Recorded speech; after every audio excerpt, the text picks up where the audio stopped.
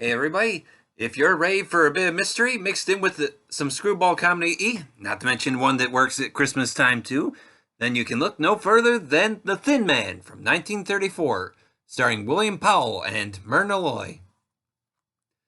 Now, Dorothy Wynant, as played by Maureen O'Sullivan, announces to her inventor father, Clyde Wynant, Edward Ellis, that she plans to marry her boyfriend Tommy, Henry Wadsworth, just after Christmas. Clyde says he has a business trip, which he refuses to discuss with anybody, but he promises to return in time for the wedding. However, when he doesn't show up by Christmas Eve, Dorothy begins to worry. At a party, she runs into an old family friend, former Detective Nick Charles, William Powell, who is in New York for the holidays with his wife Nora, Myrna, and their dog Asta. She tries to convince him to look for her father, but he really doesn't want to become involved. After Clyde's mistress, Julia Wolfe, Natalie Moorhead, is discovered murdered, Nick can't help but get dragged into the case, particularly pushed along by his wife. Now, after a thug is murdered and another body is discovered in Clyde's laboratory, Nick and Nora gather all the suspects together at a dinner party where the murderer is revealed.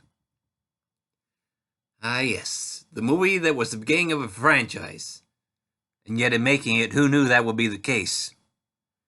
MGM had gotten the rights to the novel, written by author Dashiell Hammett, who had also written The Maltese Falcon, amongst other novels.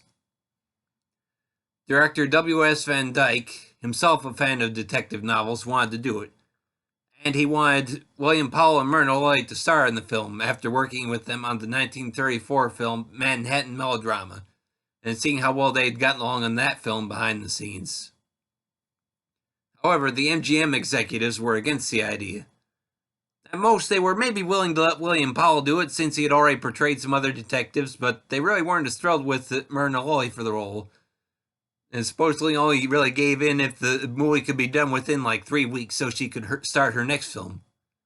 Of course, Van Dyke, known to some as a one-take Woody, ran with it, getting the movie finished within 12 to 18 days, and the movie became a big classic, spawning 5 sequels, many copycats, and a 2-season TV series in the late 50s starring Peter Lawford and Phyllis Kirk. Not to mention 7 more films, besides the already mentioned Manhattan Melodrama, that paired up William Powell and Myrna. Now, going into the recent Blu-ray release, this was my first time seeing this movie. Turned out to be a wonderful and very enjoyable surprise. While the mystery itself was fun, that was very much the secondary part of this movie. Instead, the focus was on the relationship of William Powell's Nick Charles and Myrna Nora.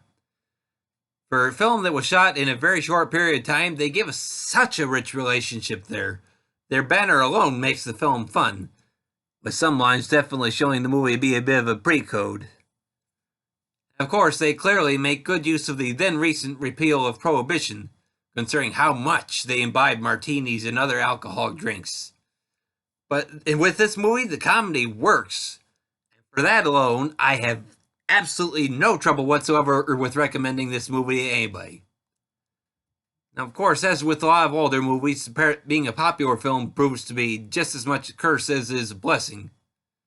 Due to its popularity, the studios made so many release prints off the original camera negative that it was in really bad shape and was essentially destroyed back in the late 1960s.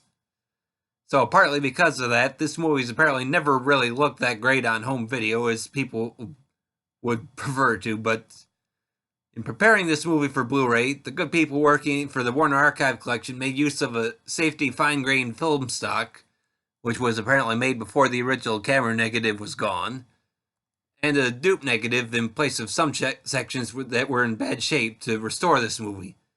All I can say is that, in my opinion, their hard work has paid off, resulting in one of this year's best film restorations, so far anyways. So I would definitely recommend Warner Archive Collection's recent Blu-ray release of this great film. The movie is 1 hour and 31 minutes in length. That's all I have for this one, everybody, so thanks for listening, and hope you come back for more.